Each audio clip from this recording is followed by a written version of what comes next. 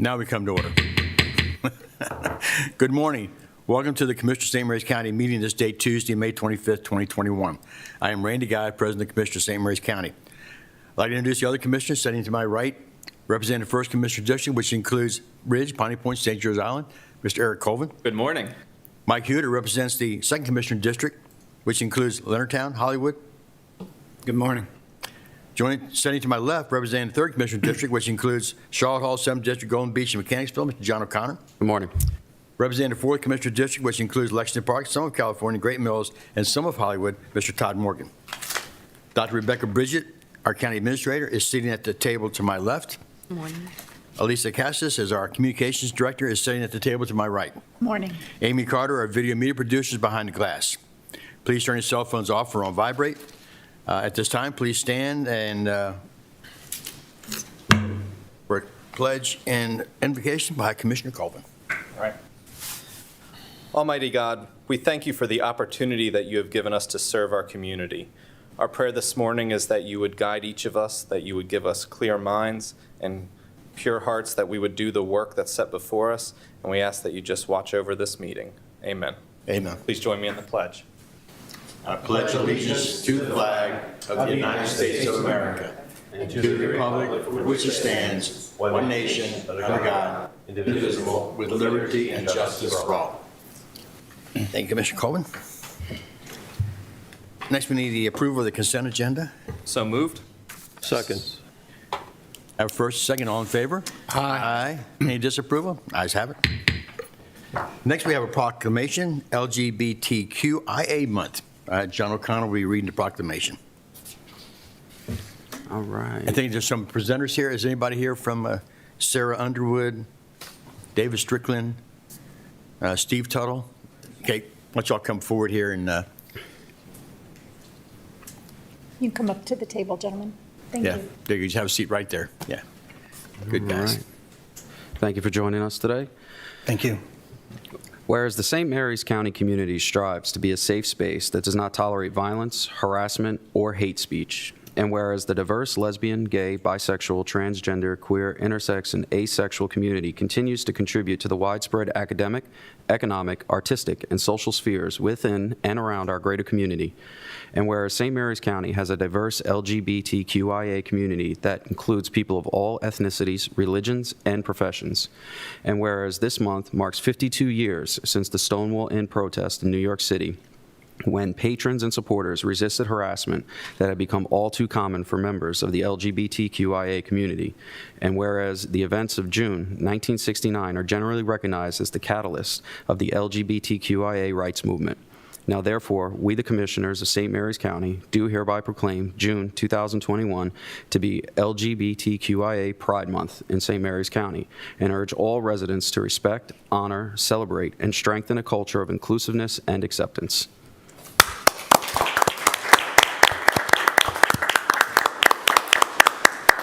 Mr. Tully, you got any comments you'd like to make?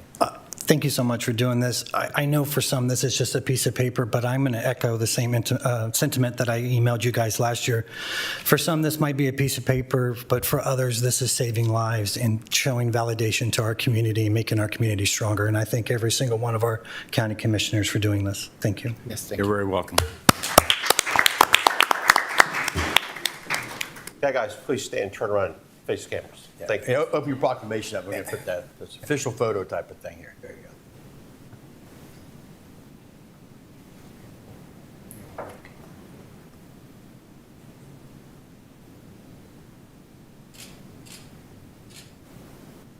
Thank you. Thank you all for coming.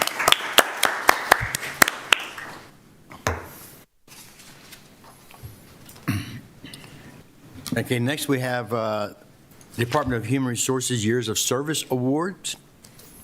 Ms. Catherine Preston as our Director of HR who will be making the presentations. Thank you. Good morning, Commissioners. Good morning. Morning.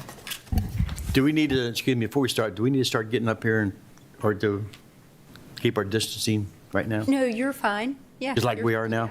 Okay. Thank you. It is my pleasure to be here today to present Years of Service Awards. The Years of Service Award recognizes employees with continuous service of 10 years or more, and the employees being honored this morning have spent much of their professional lives as public servants.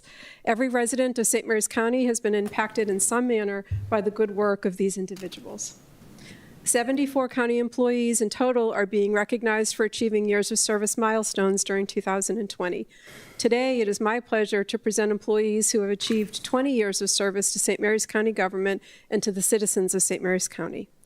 We are truly humbled by the commitment of these individuals and thank them sincerely for their dedication to county government. And without further delay, for our award recipients, please come forward as I read your name. We'll do this by department and then ask that the department heads and representatives join them for a photo. And then we would ask you to stand to the side until we get the whole group called where we can take group pictures. So with all that, we have Department of Public Works and Transportation employees. Mark Edwards is a transportation specialist. Mike Nickerson, a supervisor in building services, and Rick Tarr, manager in the highways division. All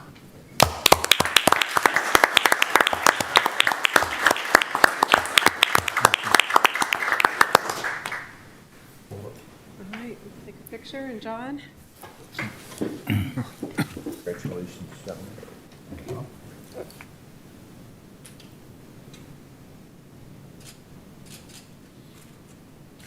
Thank you, guys. On the side, because we're going to have a group photo. Come on over. June would. Yep. And then from the sheriff's office, we have Lieutenant Bonnie Payne and Corporal Dale Reppel.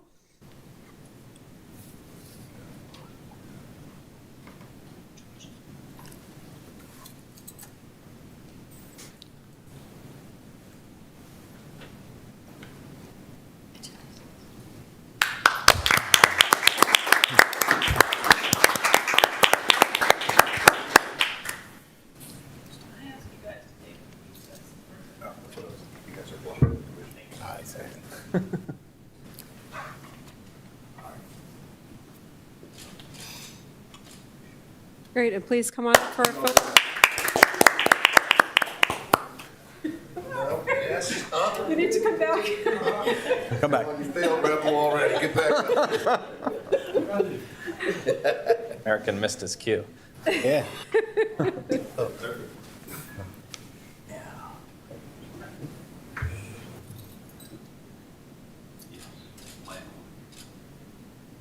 Thank you all very much for your work.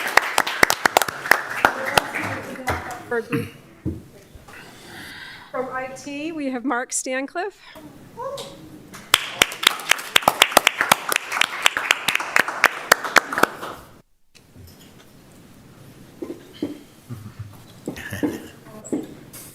Oh, okay.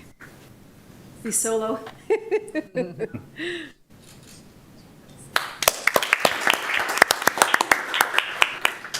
From Rec and Park, Stacy McCarson.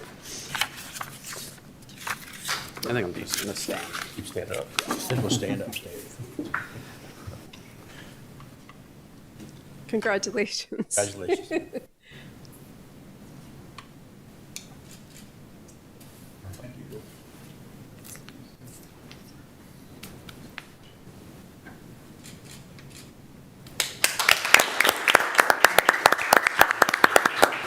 From the Department of Human Resources, June Robrick.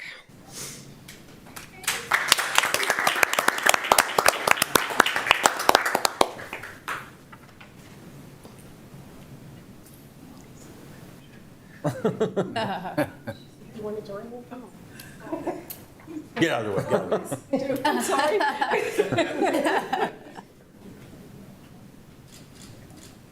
All right.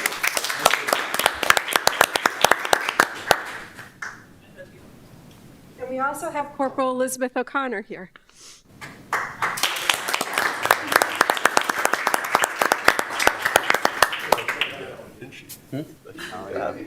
You want to come up? Or I should ask you first. Right? You want him in the picture? Here, I better get in with you. Someone will pay the price for that.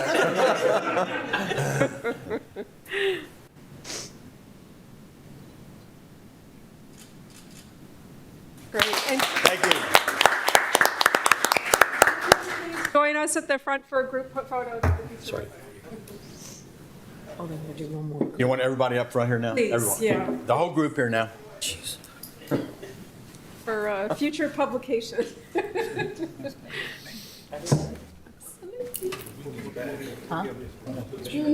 Yeah. You want to be in the back? I'm sure I can't be in the back.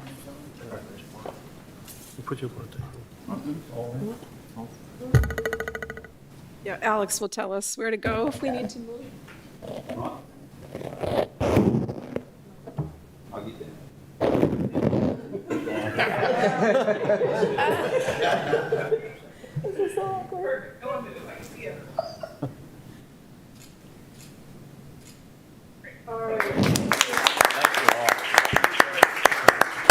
Thank you all very much. We have a number of employees that were unable to make it today, but also celebrating 20 years of service. And they include Lieutenant Stephen Simons, Sergeant Todd Flanor, Corporal Ronald Mallory, Corporal John Kirkner, and crime analyst Kelly Castle, all from the Sheriff's Office. We have William Mattingly, John Stone, and Joyce Ford from DPW&T, Linda McConnell and Sue Campbell from IT, David Chapman from Land Use and Growth Management, and then Christina Bishop from Rec and Parks. Okay.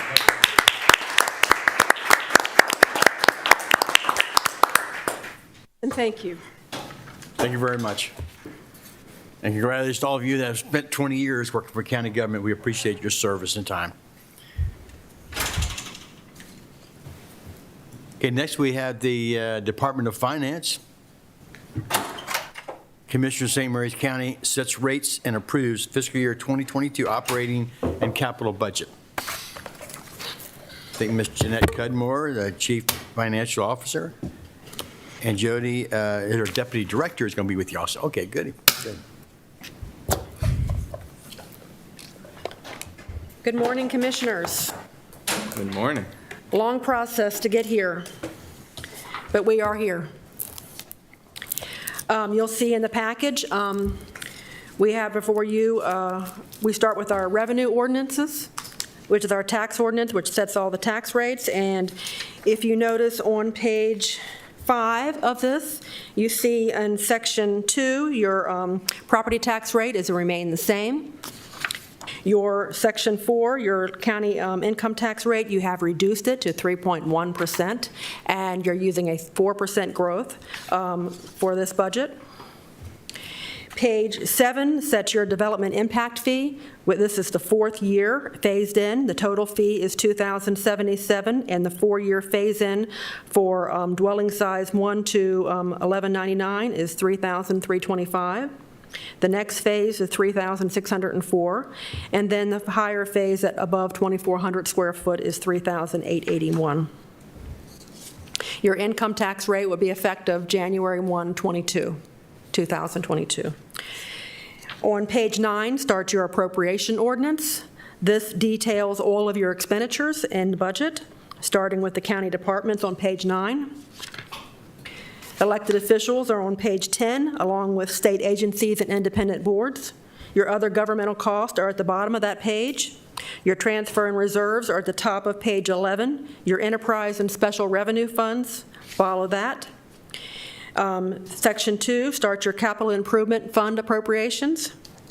Public facilities at the bottom of page 11. Highways, marine, land conservation, recreation, and parks is on page 12, and then the Board of Education projects are on page 13, bringing your total capital improvement project funds up to $57.9 million for FY 2022. Page 15 is the page that we put into our budget book based on your approval today.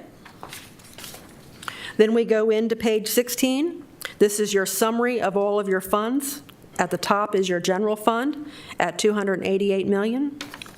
And then it shows your enterprise funds, your special revenue funds, your other operating funds from your independent boards, and then your capital project fund at the bottom. Page 17 starts your highlights. Yes, there are highlights with revenues, and that talks about first your property tax and your income tax. Then we go into continue on page 18, and we talk about other local taxes or in your fund balance. Page 19 talks about your expenses with county departments, elected officials, and board and state agencies. And then on page 20, your transfers and reserves and other budget costs. And that also shows how we're using the total PAYGO of $7,266,000. The other part of your amount of your fund balance that you're using is actually within the general fund, and it's not going to another fund. So page 21 is a chart of your general fund revenues, and it shows the biggest, your two items, of course, is your income tax at 41.83% of your budget, and your property tax is at 41.22%. The remaining revenues make up the difference. Page 22 shows your revenue summary with the dollars. And something different this year is that we've added the American Rescue Act of $11.1 million budget appropriation that we'll be using, and of course we'll have the same amount in FY 2023 budget appropriation. Then on 23, we go into the detail of your revenues with property taxes on the top, and it breaks out all the different tax credits, your other local taxes, your income tax, and your licenses and permits, and that continues to charges and services on page 24, and your grants start on page 25, and your revenues end up on page 27. Page 28 is your breakdown and your chart for your general fund expenditures, and you can see the biggest category or unit that we're funding is the Board of Education at 39.63%, and the Sheriff's Office at 19.22%, and the rest is made up, and including the biggest next one is your debt service. Okay. The expenditure summary is on page 29, breaks down all of the different expenditures. Your county departments are funded at 32.4% higher than the prior year's budget. The biggest reason why that's higher is because of the $11 million American Rescue that we actually have in emergency services. Elected officials is funding at higher 13.8%. Boards and state agencies 4.6%. And your debt service is increased by 19%, primarily for the new principal and interest for the latest sale. And I think we're closing today, so all the monies should show up into our bank accounts today for that sale.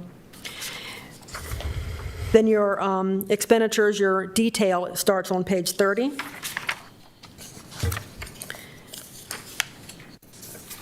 And it goes to page 44. Then on page 45, we have your multi-year budget projections, and this is broken out with the assumptions, primarily 2% for the county departments, elected officials, and the state agencies. In here, we have the Board of Education in here at the amount, or the blueprint, where we need to be $138 million by FY 2030.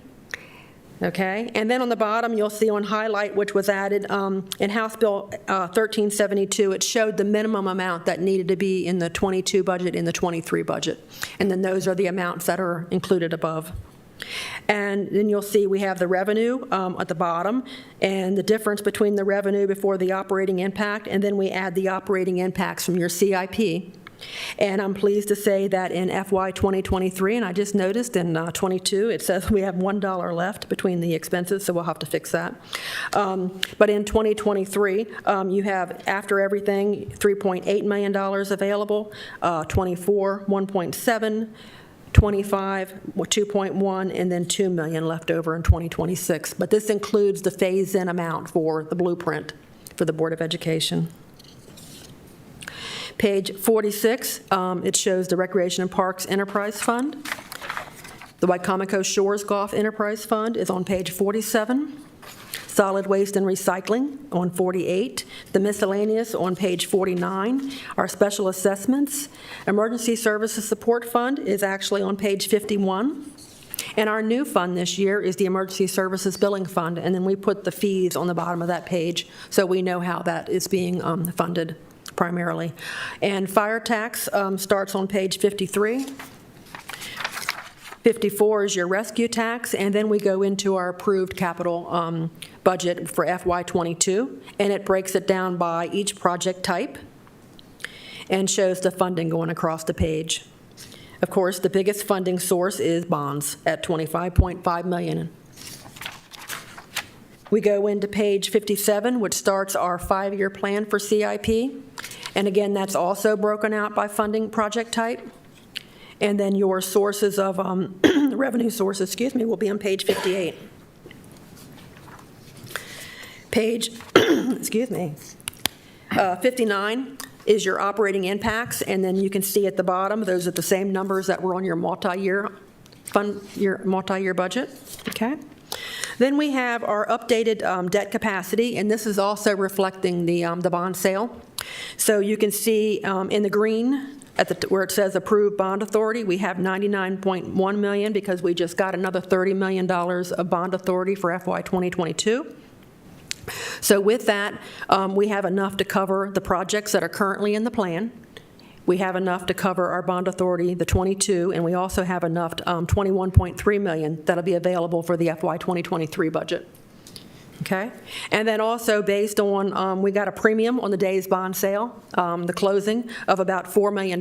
This is helping because right now I'm projecting that we should not have to do a bond sale in FY 2022. Good. Yeah. So that shows the amount. Your average GOB by year is $25.8 million. And just like the discussion that was this morning with the Metcom board, we will be updating this debt capacity for the 23 budget on the new limit of 3.15% and the 60-40 split with Metcom. Page 61 are the FTEs.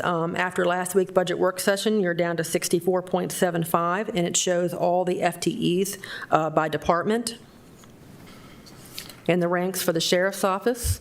Page 62 is a schedule of pay premiums, premium pay and insurance that are included in here. It breaks down all the shift differential, the callback pay, the merit increase, and the COLA and everything that's included. And then the market adjustments for the county employees, this is the last year, plus the hourly rate changes based on the minimum wage for the hourly scale in the enterprise fund. Page 63 starts our grant summary, which shows all the grants on page 63 and 64, and our FY 2021-22 fees. Just notice that. That'll be updated for the budget book to say FY 22 fees. And that starts on page 65. And that actually concludes our package. So thank you, Commissioners, for your support in getting us to this point.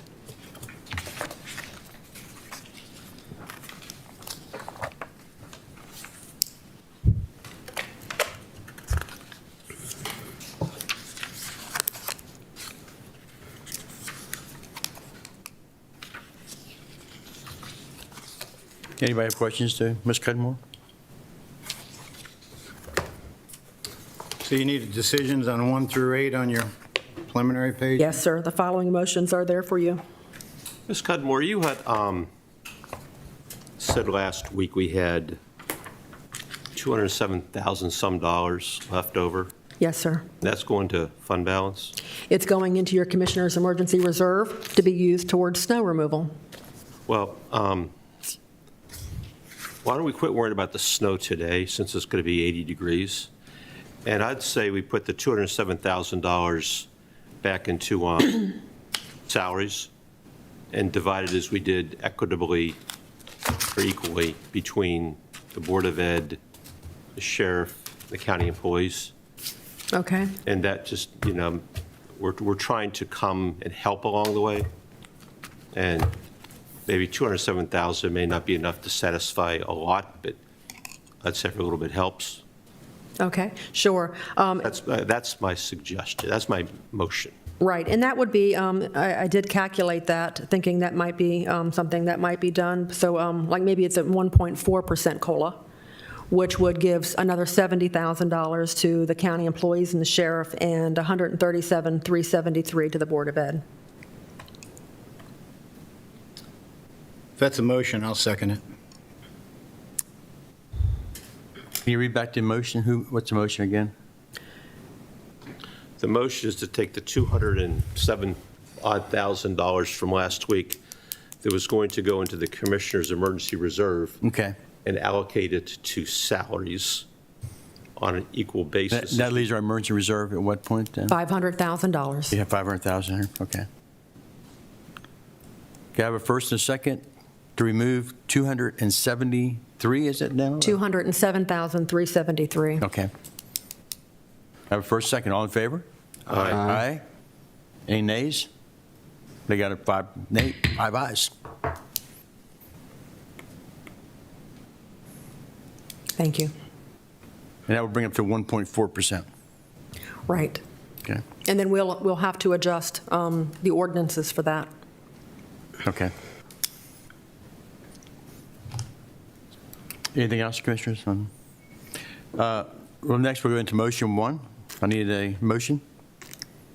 Mr. President, I move to restore the 38 positions requested by the volunteers of St. Mary's County, RSA, Jurisdictional Medical Director, and Director of Emergency Services to be funded through the Emergency Services Support Fund and EMS billing, and remove nonprofit funding from the operating revenue, realign the funding from the American Rescue Fund, and allocate the adjusted operating revenue to fund the 5% adjustment to the Office of the Sheriff pay scale, transferring the appropriate funding from the Commissioner's Reserve previously allocated for snow removal to the remaining balance requested from the Board of Education, further directing the Department of Finance to represent the adjusted budget numbers and balanced budget at 1 p.m. today for approval by the Commissioners of St. Mary's County.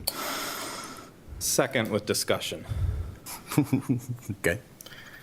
I mean, I think we've got a really good opportunity here. We are so close to having an amazingly perfect budget where we have sufficient funds to meet all of the needs.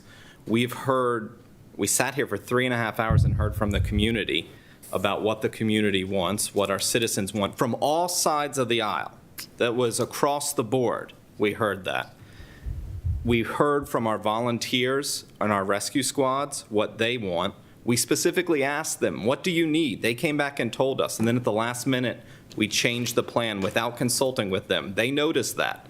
And we've got a chance now to fix this, to make it right, to make it so that everybody up here gets what they want in the budget, everybody in our community gets what they want in the budget, we have sufficient funds to do it. I think this is a no-brainer. I think this is very easy. We can come away with a budget that everyone up here is happy with and everyone in the community is happy with, and it meets all the needs of the county.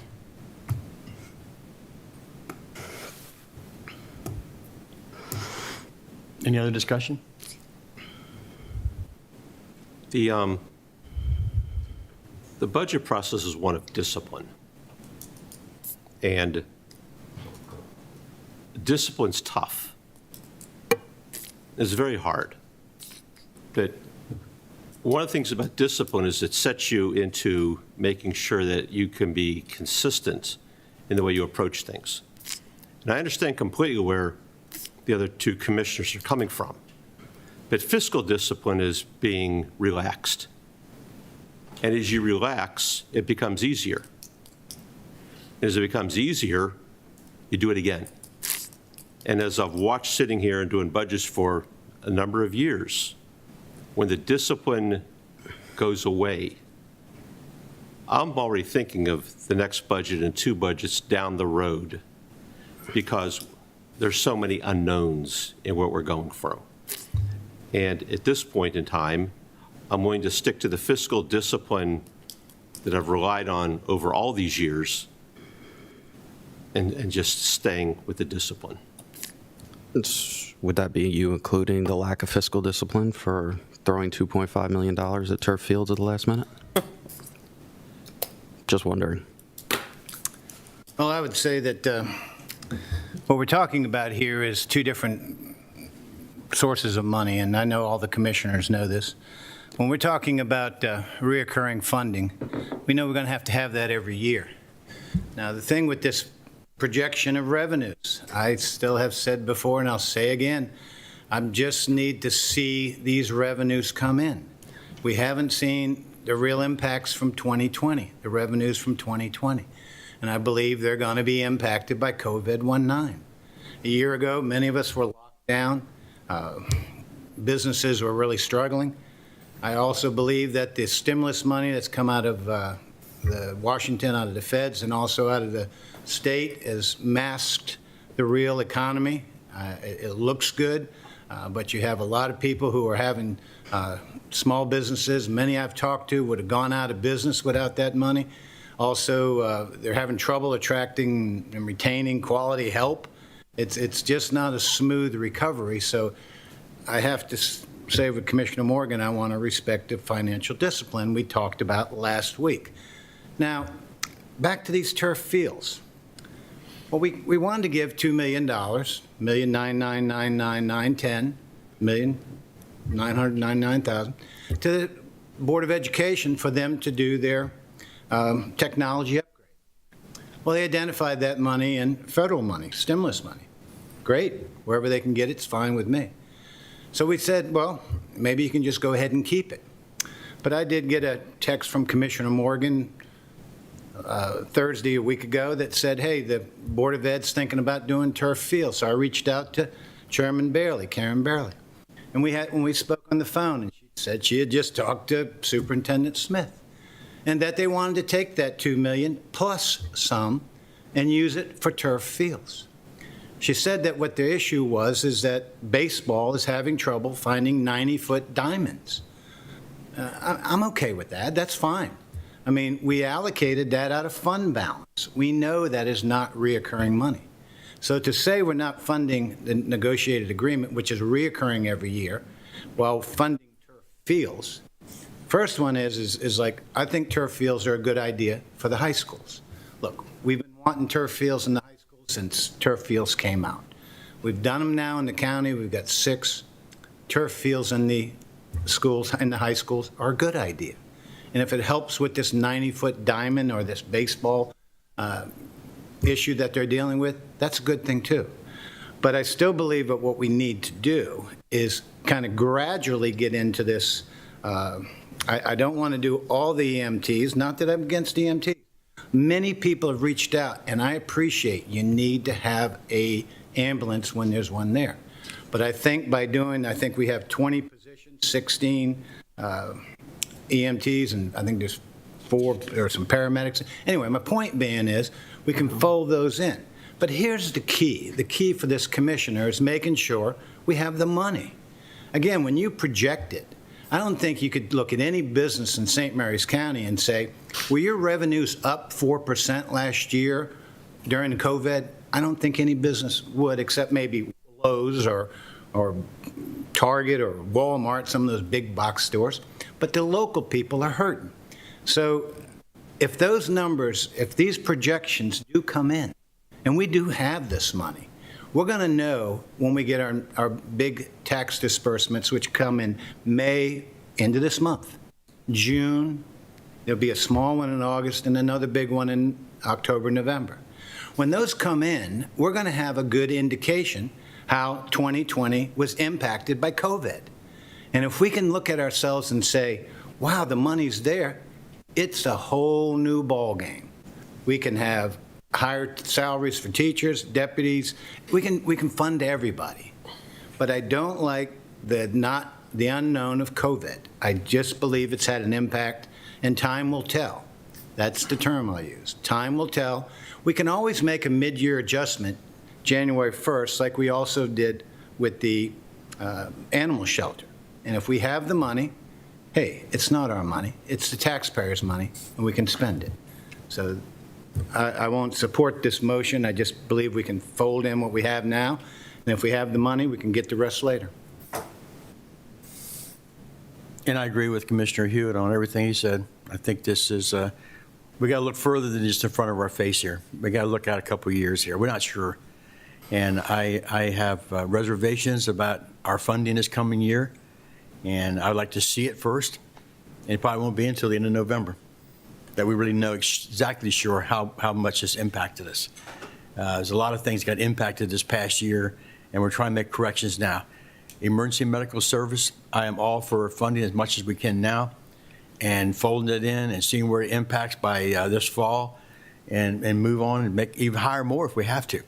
I think right now we made a good, wise decision to do the paramedics we did and the EMTs. and the rest will have to come out of contract right now, and we'll continue funding as we go along. So now we have a motion and a second. Any other discussion?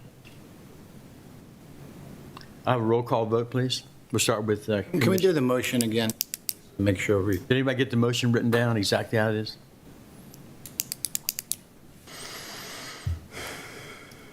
Did anybody get it written down?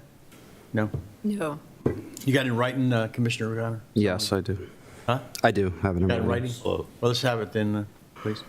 I move to restore the 38 positions requested by the volunteers of St. Mary's County, the Rescue Squad Association, the Jurisdictional Medical Director, and the Director of Emergency Services to be funded through the Emergency Services Support Fund and EMS Billing Fund, and remove nonprofit funding from the operating revenue, realigning the funding from the American Rescue Fund, and allocate the adjusted operating revenue to fund the 5% adjustment to the Office of the Sheriff's pay scale, and transferring the appropriate funding from the Commissioner's Reserve previously allocated for snow removal to the remaining balance requested from the Board of Education, further directing the Department of Finance to re-present the adjusted numbers in balanced budget at 1 p.m. today for approval by the Commissioners of St. Mary's County.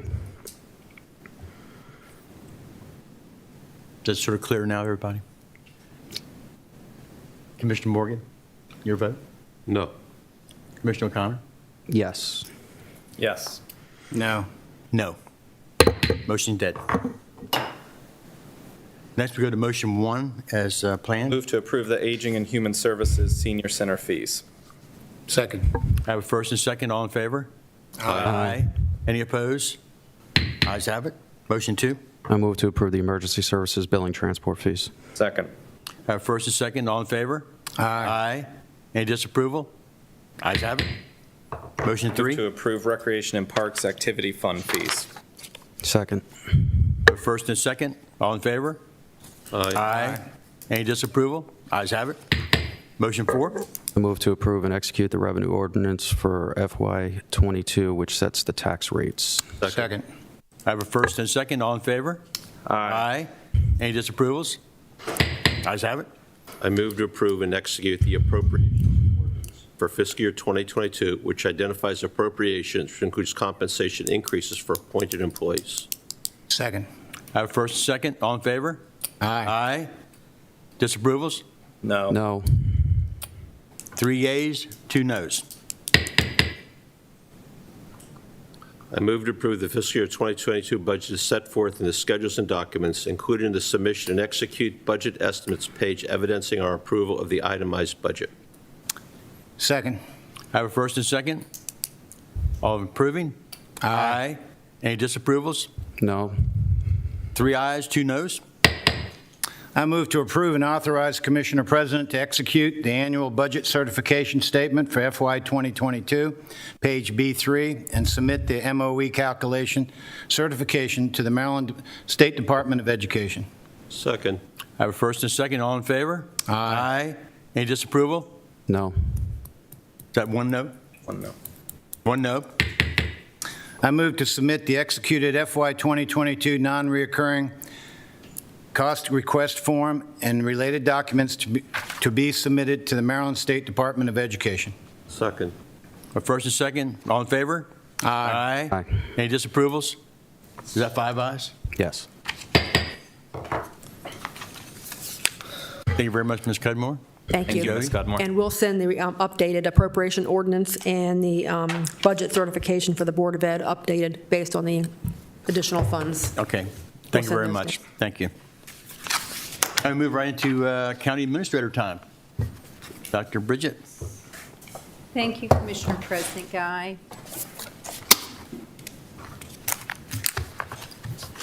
So for today, let's just jump to the draft agendas for June 8th and 15th. Just a reminder, there's no meeting scheduled next week for the commissioners. And the following week is June 8th with the Years of Service Awards from the Department of Human Resources, St. Mary's County Board of Health, Department of Land Use and Growth Management with the decision on the proposed ordinance to allow private piers and waterfront subdivisions that were platted prior to December 31st, 1994, that have a community pier. And then you have the closed session for personnel. You adjourn that morning and come together for an outside event for the ribbon cutting ceremony with the St. Mary's County Detention and Rehabilitation Center. Very good. The following week is June 15th. Commissioners of St. Mary's County and the St. Mary's County Board of Education joint meeting. You also have the Department of Human Resources for your Years of Service Awards. You have 2 proclamations, National Nursing Assistance Week, World Elder Abuse Awareness Day. You also have a presentation with the Community Corrections Center virtual cutting. It's a ribbon cutting.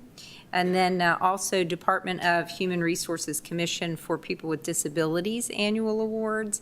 And then the Department of Human Resources with the 2020 Safety Matters Award.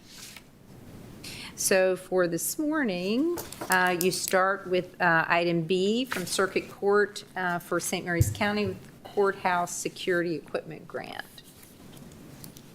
Good morning, how are you? Morning, Commissioners. Good morning. Morning, sir.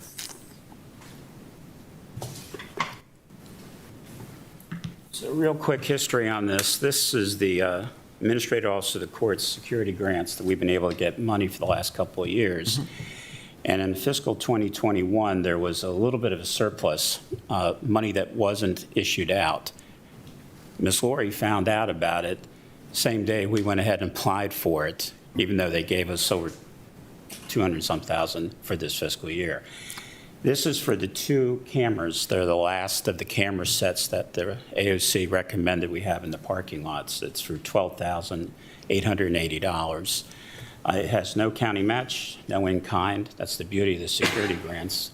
So we've been able to use state money versus county money for this. Very good. Well, I know you commissioners like that. We like that. Like grants. We like grants. We love grants. Especially when there's no match, right? Yes. Yes, That'd be great. those are the best kind. So- Judge Stump, tell me, do you have any issues with security over there? I mean, is it, Yeah, the parking lots can be interesting after certain types of case. imagine, yeah. In fact, just yesterday morning, we had child support cases in which security had to take care of something inside the courthouse. We get threats every day. It's no But I guess different. once it leaves your building, you kind of don't know what's going on out there. We feel responsible for everybody, into the parking lots especially. Entered an MOU with you all not too long ago with the parking lots. It's a big campus. People don't realize. So how- nobody, all the people don't leave happy from your thing? Well, from my courtroom, of course. One of the interesting things about being a judge is I see most people on their worst day. And there are things we do that are pretty exciting and wonderful, like adoptions, for example, and helpful guardianships. But, there's a lot of cases in which a lot of emotions play into it, and people's tempers can be very, very quick. And I'd like to say it's because of the pandemic, but frankly, it was that way before. And as you know, pre-pandemic, we see between 1,500, 1,800 people a day come through our doors. Not a day, a week come through our doors. So we went down quite a bit. There's a misconception we were closed during all this. We weren't. What we were limited services and what we could do for spacing out. But I'm really glad about this because this finishes up what the 2018 security review and survey told us we needed to do. So this is the last of it, I hope, I think. So I guess we have to start looking forward to updating everything at some point, but not yet. Well, good. I'll move to approve the Circuit Court Security Equipment Grant Award, Project MD 2136, from the Maryland Administrative Office of the Courts on behalf of the Circuit Court of St. Mary's County for courthouse security improvements in the amount of $12,880.07, and authorize the Commissioner President to execute the related documents. Second. Got a first and second, all in favor? Aye. Any opposed? Ayes have it. The beauty of this is that this is this fiscal year, it doesn't count on next, but they gave us a year extension to use the money. Oh, good. Good. Was pretty Very good. Don't spend it all in one place. Well, she did a wonderful job. Thank you, Lori, for all Thank your you. work. Thank you, sir. Guys, be safe. Have a Thank you for coming over. Thank you, Commissioners. And item C is from the Department of Recreation and Parks for the program Open Space and Planning Grant applications. Arthur Shepard, Director, presenting. Morning again, Mr. Shepard. It is again, and it's a great opportunity, grant funding from the Maryland Department of Natural Resources, Program Open Space Funds. May 1st, we got our allocation letter. And this year, our allocation was over $544,000, which gives us a balance now of $651,500. So we're in great shape here to do a couple of these construction projects in our LPPRP.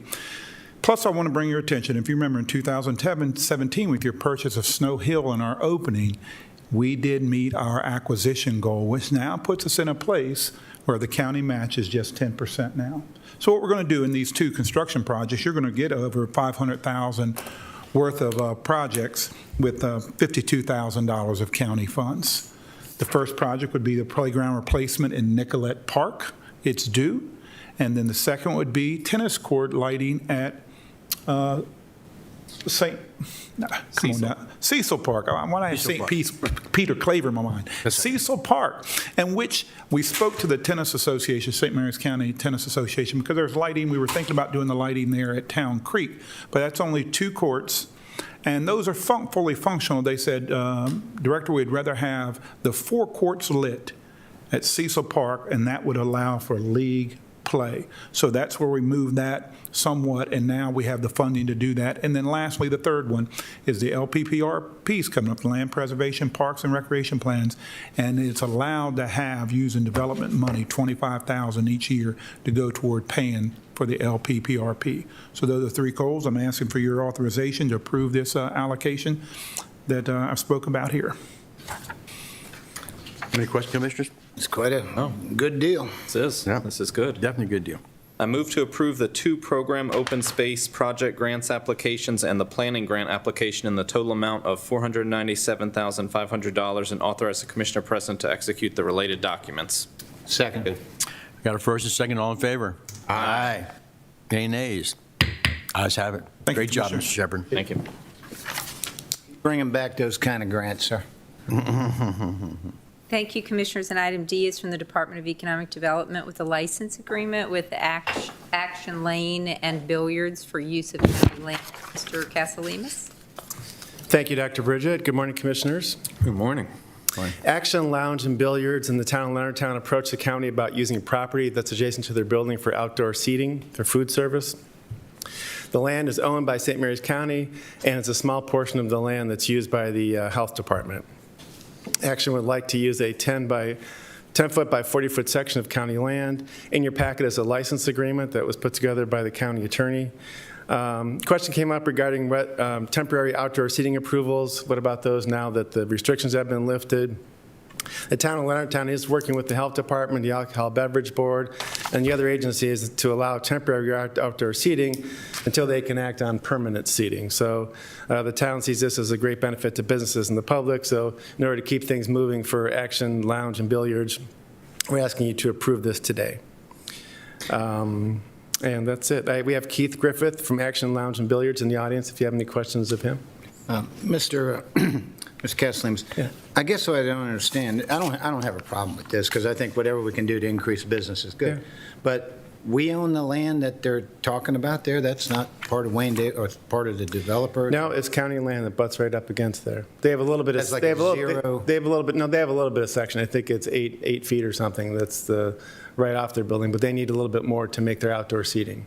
So they're only asking, so there's a small section, I don't know what it is, maybe 8 or 10 feet that's right adjacent to their building. This is just the next section over. Okay, so it's not like the property line goes right up to where the building is? No. I think it's a great idea. I mean, we're working, they're expanding salsas to the one side. Right. As we speak for outdoor seating, they want to move Action Billiards.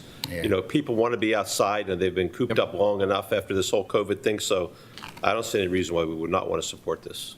I agree. Got a motion? I move to enter into a license agreement with Action Lounge and Billiards for the use of county-owned land to have the Commissioner President sign all relevant documents. Second. I have a first and second, all in favor? Aye. Aye. Any nays? Ayes have it. Thank you, Commissioners. Thank you. Thank you, Commissioners. And item E is the Department of Aging and Human Services with the State of Maryland Emergency Rental Assistance Program. Lori Jennings Harris, Director, and Cynthia Brown, Division Manager. Thank you, Dr. Bridget. Hi, good morning. Good morning, Commissioners. Also joining us is Dennis Nicholson, the Executive Director of the St. Mary's County Housing Authority. No, we don't know him. You don't know him at all? No. If you don't, you will. All right, Ms. Harris, you've got it. So at the end of March, we came before you with a grant application from the U.S. Treasury through the Department of Housing and Community Development to submit an application for $4,515,115. DHCD has notified St. Mary's County government that we have been awarded those funds. So we are coming to you for your approval of that. The grant funds would go toward rental assistance for individuals who may have lost their jobs or have a loss in income as a result of the COVID-19 pandemic and having difficulty paying their rent. Mr. Nicholson is here to answer any questions you may have. Will this go back to, if they owe 6 months or more, they'll help pay all that off, or is just current rent that's due? Commissioners, good morning. Can you hear me all right? Yes. Yeah. This begins March 20th, 2020.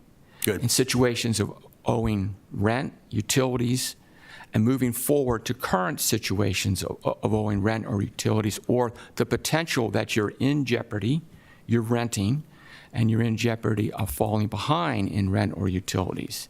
Also, if you're in jeopardy of just losing your housing or you're involved in homeless assistance, right. This is broad range. The situation our community has is that the state is receiving the money. We, our county commissioners, have not yet received the grant agreement. That's forthcoming. Our request today is to ask that commissioners, you give Commissioner Guy the authority to sign the grant agreement when it arrives. Then it can immediately get back to the state, and we're trying to be proactive so that the timing of when we have the money to actually use and work with property owners, inform the court system, work with real estate brokers, and many others. And this money even includes mobile home parks if you're renting a space in a mobile home park. But Okay. we first need the money, and again, we're asking, when the grant agreement arrives, may Commissioner Guy have the authority to approve it as opposed to taking time and rescheduling and losing about 2 weeks. Right. We're working as a team, county staff, Department of Social Services staff, Three Oaks staff, and Housing Authority staff. We're standing up an online application process, a online link for a printable application, and then there'll be various places for the paper application, but this all starts with an application. So commissioners, we're trying to be ready locally so we can deliver the funds. I know we talked about this a lot when you brought it before us before. Just refresh my memory, is it the property owner that applies or the renter that applies, or combination? Commissioner, it can be both. It can be both. But the applicant will be the renter, but it does involve information from the property owner about arrears. Right. The application is not a heavy lift. It's an application that needs information about where you live, your address, contact information. The only detailed information would be from the property owner. The application will require a TIN or employer identification number. And this will also help with the rental and all other fees, such as water, sewer, electric. Yes, Commissioner. It is a combination of everything that they're paying. Okay. Yes. Ms. Nicholson, I just got 3 quick questions for you. We're talking $4.5 million. Is that going to be big enough for the scope of what we think their issue is? Is our issue $4.5 million right on the nose, or is it $6 million, or is it $3 million? How do we know that 4.5 is the right number? Well, that's the allocation that the state, through the Department of Treasury, gave us, St. Mary's County.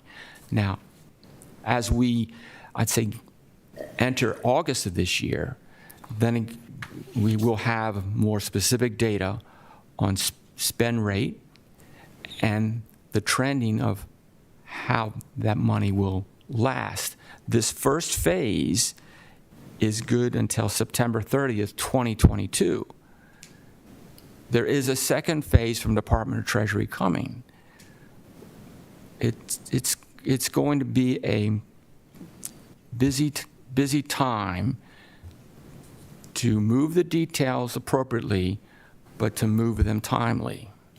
Okay, is it fair to say that you'll find out if that $4.5 million's too much or too little, and by the time the second phase is allocated, it may be adjusted, whether it be upward or downward, depending on demand? Yes, Commissioner, and I would feel that the period of August, September of this year should give us a spending trend and more experience in how long that money will last. Again, you get a track record. Yes. Now, many landlords have reached out to me who are what I call mom and pop landlords, people who had a house and built a new house and rent the old house, and some people have gotten involved in real estate and have several rental homes. And the point is that the first question to me is, when is the eviction moratorium lifted? June 30th of this. Okay, I mean, and we're pushing a tight timeline because. No, I'm with you. I'm not trying to. Yeah. I just wanted to know when it was. Okay. Secondly, is if you have landlords who haven't been paid since March of 2020. Now, they're the ones that are saying that they're not sure their tenants will reach out enough, and they need some help. And can they reach out to you and then say, hey, I haven't been paid in, 15, 18 months, whatever it is, I don't know, and say to you, I need help with this program? What kind of rights do the landlords have? Zero? No, this is low barrier. We want to make this work for the property owner, and that they have an eligible resident, tenant, then our team, our staff are going to try to make that work, where a payment can be made for that arrears. Okay, tell me, if a landlord wants to reach out to you and say, I have John Smith, just to pick a name, renting a house and hasn't paid the rent in all this time, what's he need to do to reach out to you? And if he doesn't, then you can't help him? He should reach out to the Housing Authority, Department of Social Services, or Three Oaks, or even St. Mary's County's contact, he or she, that landlord. And we have to look at the case, but if the tenant hasn't taken initiative, but the landlord is, then we want to make that partnership whole and use the program money for that landlord situation. Okay, well, that's what I wanted to find out. If the tenant is not obligated or wanting to help and figures they can either move on or whatever, it just seems like the landlord's been stuck now for over a year. And I think it's a great idea. I'm obviously going to vote for it. I think it's a good thing for us. I just worry about people who are owed the money and been paying the mortgage or the bank or whoever they've been paying the whole time. And they're the ones impacted, that they could really use the money, too, to pay that back mortgage, too. And your questions, Commissioners, are very appropriate.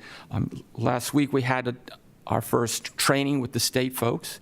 We're having another one tomorrow.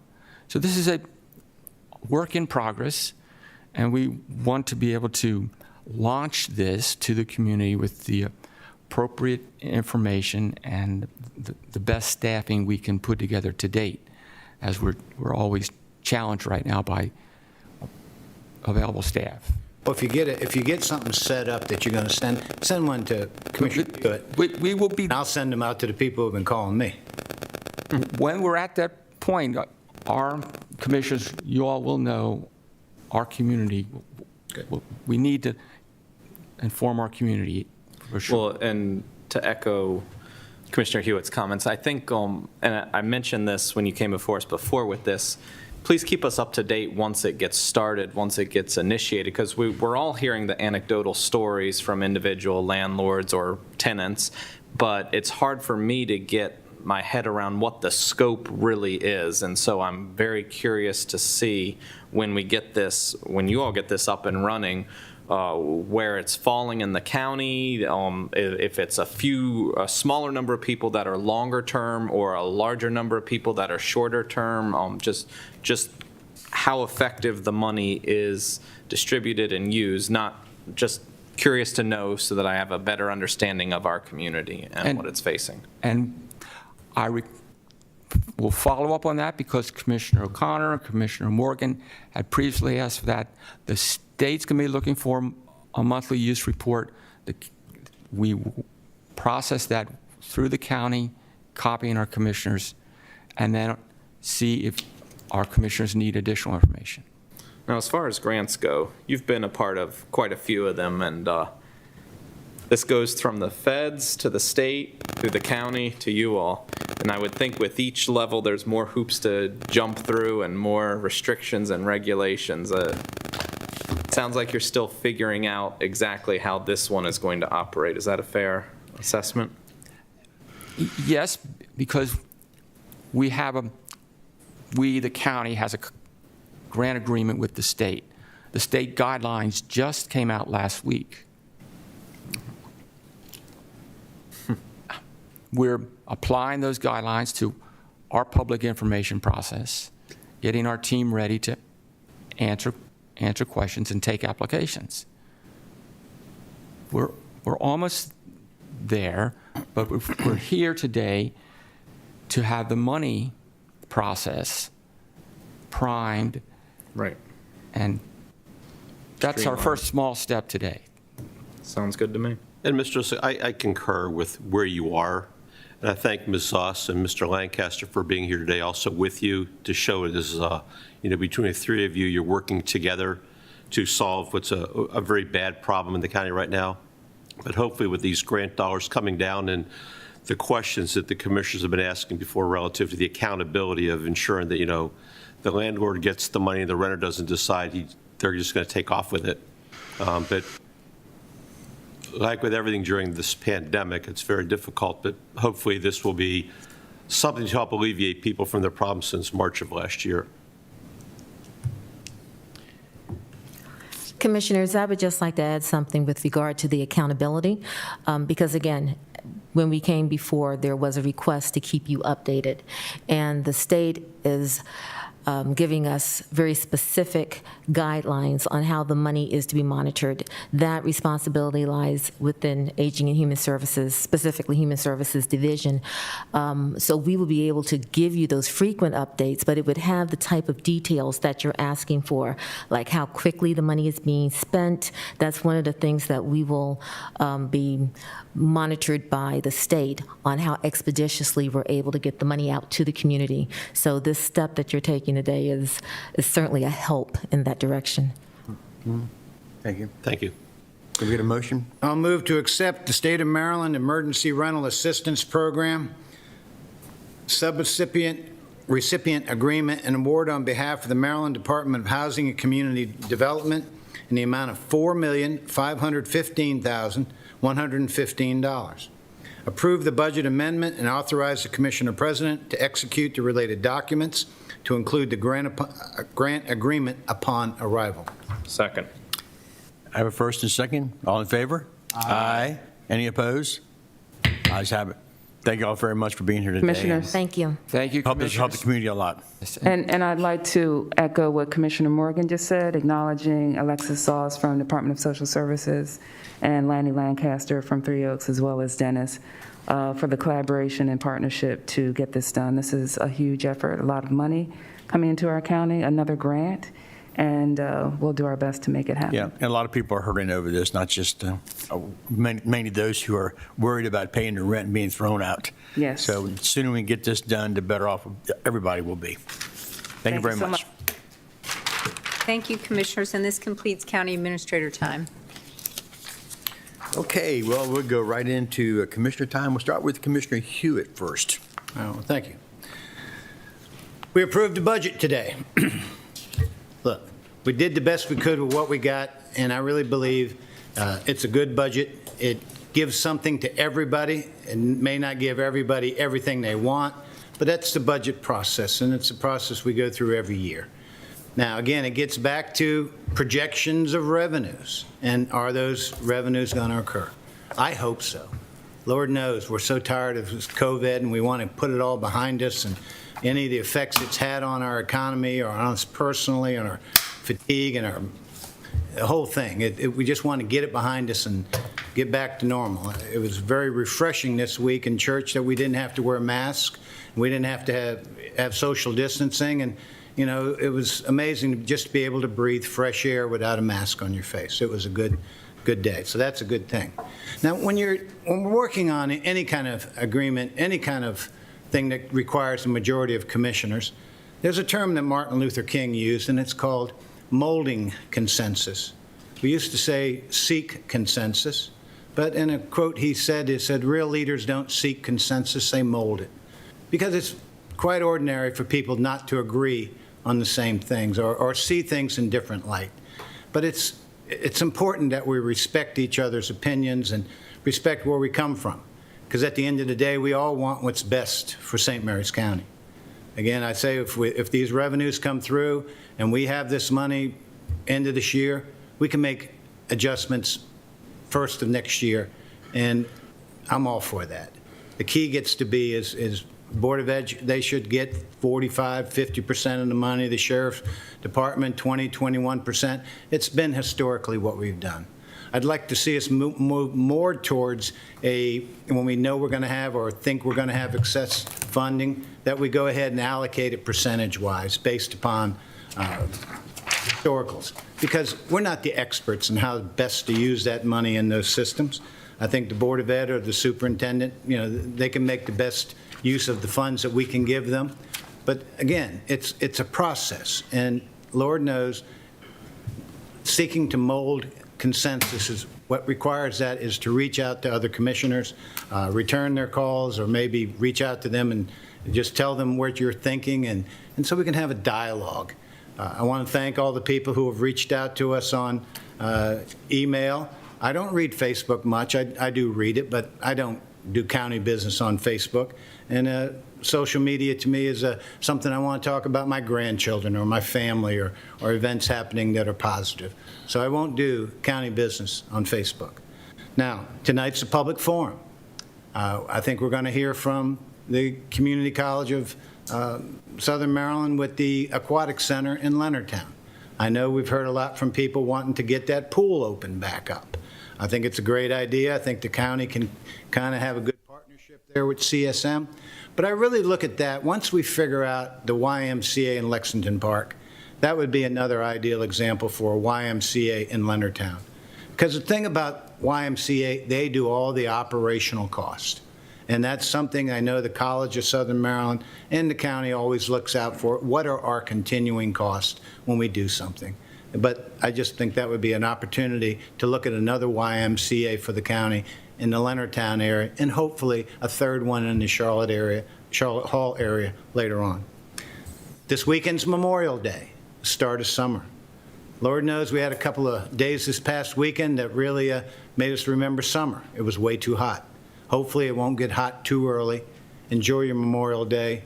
Hopefully you can do some swimming or getting out onto the water somehow. We're working on all those things, and hopefully it'll be a great weekend. Thank you, and be safe. Eric. All right. We passed a budget today. I voted no on this budget. I voted yes on the previous two budgets, but I could not support this one because I did not believe it to be an efficient use of taxpayer dollars to meet all the needs of the county. I think we could have done a little bit better. I agree with Commissioner Hewitt's comments about, you know, looking at a percentage of the different pots on how much each area in the budget should get, with education, the Board of Education getting 45 to 50% of the pot, but right now in this budget, Board of Education is only getting 39.63% of the pot. So it's It's not enough for them. However, I do want to address it because there's been a lot of emails coming in. I assume there'll probably be some people speaking tonight in our public forum, a lot of talk on Facebook regarding the budget. I may disagree with some of the other commissioners up here on their views of the budget, but none of the commissioners up here are getting paid off of turf fields. No one's making any money off of turf fields up here. We all think it's a good idea to have turf fields in the high school. None of the commissioners up here want schools to fail. None of them want our police to fail. We all support that, and none of us want our EMS system to fail. We all want that to succeed. We have different viewpoints on how to get there, and we might disagree on how this budget was allocated, but we all want what's best for the county. It's also important to note that after many months of spirited debate through this budget process and several spirited budget work sessions, we passed the budget today. We all contributed to it in one way or another. We all had input into it. And even though some of us voted against it, we then moved on and went to the next thing in our agenda.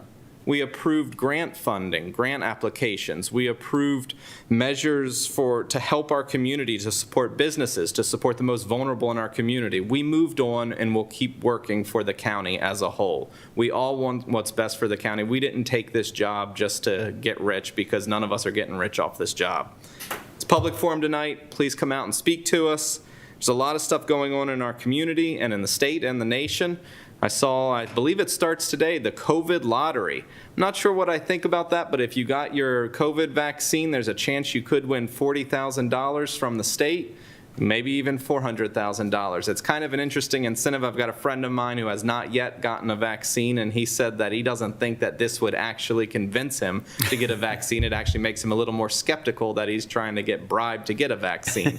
So I'm not sure what the impact will be, but hey, if I win $40,000, it's no secret that I got the vaccine. We did it right here on TV, so maybe I'll take a week off of work. But thank you very much. I hope you all have a good Memorial Day. Take some time to remember the true meaning of the holiday, and have a great week. Thank you. Thank you, Mr. Cole. Mr. O'Connor. Thank you. I studied Dr. Martin Luther King very intently in college, and great man, great mission, great words. The biggest thing about Dr. Martin Luther King is he was actually genuine when he spoke those words, and that's why I respect the King that much. You know, working together requires a level of maturity and respect. And unfortunately, what a lot of citizens in the county don't know is, and I'm going to go ahead and share it now, is I've had to, for 6 years, endure the accusations of special interest, or my wife being a deputy sheriff at the sheriff's office, ethics complaints spurred by other elected officials. Had to get legal counsel for that. All up into meetings with the Fraternal Order of Police and ESMIC, where an elected official said, there's got to be some sort of violation there with his wife working at the sheriff's office. And then another meeting with ESMIC, Commissioner O'Connor has a special interest there with his wife working at the sheriff's office. So I've endured that. I've endured my parents being the victims of harassment because of the noise ordinance that was brought forth by an elected official on this board. That person happens to support this elected official. My parents, unfortunately, have had the sheriff's department called on them well over 30 times because they were shooting on their property safely. And guess what? 15 of them were false complaints. It wasn't even them. The person that called has openly stated they supported that elected official and the noise ordinance. So by me voting no, this is their response. They've endured complaints to land use and growth management. So while I don't normally sit up here and discuss these things, when you want to know the tenor of what you're dealing with, that is what you have to deal with sometimes as an elected official. Then you have to deal with the hypocrisy that goes with it when you're dealing with an entirely different system and we push funding into LoSAP. So we leave that there. And the reason no ethics complaint was made is because there is no ethics violation on that. COVID-19 and pay raises, if you want to use COVID-19 as we can't do, we don't know what's going to be coming, then what you need to look at the budget is why would you do pay raises? Why would you dole out money so haphazardly for pay raises if you don't know what's going to happen with the recurring funds? And fund balance comes from unallocated, non-spent funds and underestimating revenue. So fund balance is operating revenue. With the turf fields, we have staff. I expect staff to communicate. These emails came from the schools. All the commissioners were in the email about the MOU between that. It just so happens I'm the Park and Recs guy. I like Parks and Recs, so I furthered the conversation. And this has been in talks for a while. Baseball fields have nothing to do with the multi-use turf fields. The baseball turf fields are totally different. And the 90-foot diamonds are something totally different as well. So the press release that went out, slightly disingenuous. And I don't blame staff for that because I know there's an approval process with press releases. Anytime you give more money, it's historic. So if you have $5 last year and you give $1 this year, it's historic. But for everybody watching, in 17, we gave 62% of our budget to the Board of Education, 18, 52%, 19, 61, 20, 59%, 21, 55%, and in FY22, 39%. So that's not historic. All it is the total amount of money was higher than it was last year. The positions for the Sheriff's Department were already built into the CIP, so they were required to operate the facility. There was no choice in that matter. Unfortunately, the Board of Education still needs to come back. They have $300,000 to find in operating recurring revenue, which still means that if you need to find that money to meet the negotiated agreement, there will be cuts elsewhere in the budget. What those cuts will be, we don't know. I do know that the easiest one to do is positions, is FTEs, so that, and STEM programs. So we'll see tomorrow what happens with that. And lastly, but Commissioner Colvin did state it, there's nobody up here that's benefiting from turf fields. We don't even deal with the vendor directly. We went out to bid. It's there. The schools will do the same thing, go out to bid. I don't even know the contractor's name, quite frankly. I think our department head knows the name. They deal with them.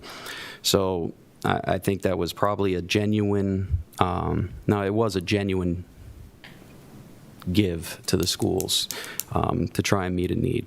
Unfortunately, probably ill-timed, but it can be worked out. So I thank you for tuning in, and I hope to see you this evening for our public forum. Thank you. Mr. Morgan. Thank you, Mr. President. This past weekend was Christmas in April. I think this is the over 20th year that I participated. I want to thank Ken and Pat Ritter and Jimmy's, the house we worked on down there in Lexington Park, for cleaning it up and, done these things for years, and it's a good feeling. The CSM issue, please understand that this is a work in progress. The citizens paid and built the recreation facility over the aquatic center, and we're working to keep that facility open with CSM. There's a leak in the pool. Some things got to get fixed along the way, and I know that Mr. Shepard is working with CSM to iron some of these things out and make sure that, that facility is going to be available for the citizens of the county. It won't be today or tomorrow, but it's in progress, folks. So please just understand, we understand what's going on. We're working on it, and it's going to get done, and hopefully sooner rather than later, that pool and the facility will be open for everybody. I want to start with Commissioner Colvin for the statement. It's over, and it's time to move on. I can say the budget's over, and it is a record year for revenue and investment in the community. It's not been an easy budget. And I can say that I've sat here for a number of years and lost votes on the dais, and they're hard to take. But that's the process, and that's the vote, and you move on. But I'm not going to sit here and chastise or embarrass or humiliate my commissioner partners, my colleagues, on Facebook and social media. We can tend to disagree, but we have to work together for the future prosperity of Urbana County. My position has always been we're stewards of the dollars. I try to follow consistent, fiscally conservative policy. I do believe consistency is important, and as we execute budgets, it's always difficult choosing between everyone's wants, whether it be people, whether it be dollars, whether it be salaries, but the balancing act has to take place. I've always said I believe in equal treatment of the employees, whether it be our county employees, our sheriff's deputies, our corrections officers, our educators. They're all equally important, and they should be all equally treated the same. And we've worked hard to try to treat them accordingly. This year's been very trying. The COVID's affected all of us. We don't know what our future revenues are going to be. All the metrics that we usually use to this point in time aren't done yet. If you remember, taxes were just due May 15th for last year. So there's a big lag in data. We're moving ahead cautiously. If the money comes in, we can make mid-year adjustments. It's been done before. It can be done again. We want people back to work. We want kids back in school full-time. We want help wanted signs coming down as people look and go back to work. We've received a lot of emails from people expressing their feelings. We're listening. But as time goes on, please believe me when I tell you that there's a lot of people out there who are not writing emails but calling us or sending emails privately saying, we support what you're doing, we understand. We understand. But as budget time, we have to remember that in any budget, there's always more good than bad. I remember talking to Johnny Wood for years. Everyone doesn't get what they want in a budget, but a budget has a lot of good in it. And just if you want to pick out one or two things and say that isn't fair, so I'm going to turn down a budget, please remember, we're taking care of sheriff, we're taking care of the county, we're taking care of the Board of Education, we're taking care of a whole bunch of things. There's a lot of good. Nothing in the budget's been cut. So anybody that says you're cutting, nothing's been cut. But I'm hopeful as time moves on, we're all going to find something good in this budget. As Commissioner Colvin says, it's time to move on. Thank you. Thank you, Commissioner Morgan. And I agree with the same thing. It's nice matters, and we need to start moving on. Everybody has a different opinion about certain parts of the budget. There's certain things in there I didn't like either. But I do believe we done the best we can. We're forecasting, and hopefully the budget process, we're going to continue getting the good revenue from our income tax. We know that property tax is pretty stable, but we don't know about the income tax. I am not really sure. I hate to say it, as COVID-19 did a big loop for us, and it looked good. And if the current administration in the White House changes their mind about some of the process, I can visualize that our income tax will go down. But that's just my vision. I don't know if that'll happen or not. I hope it doesn't. I hope we keep increasing. But like anything else, we can make, just like Commissioner Morgan said, mid-year changes if we have to. I think we funded everybody fairly, and I think we forecast a growth of 4%. That's based on historic data so far, but that's subject to change. And we won't know it actually until almost November when we get our sort of a final type of revenue source from this past year, exactly what it looks like. So it's going to be that much time to, so please, I ask everybody to be patient. And I think if anything, we got to look forward to I think a very good budget we've come up with. And we'll all live through this and survive and look forward to getting our kids back in school. That's the main thing.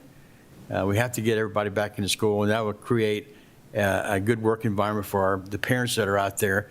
Don't have to worry about their children that's in home all day long or wherever they got to get their care taken care of. So that's the number one primary thing. And I think the last time I heard from the sheriff, he was happy about his budget. And so I'm happy with it. If he's happy, I'm happy. He can make adjustments if he needs to. So with that said, we need a motion to enter into closed session. Move to enter into closed session to discuss personnel. Second. Got a first, second. We'll take about a 2-minute break for those who need to get their books and a cup of coffee. And meet back in here. Everybody agree? Aye? Aye. Any nays? Ayes have it.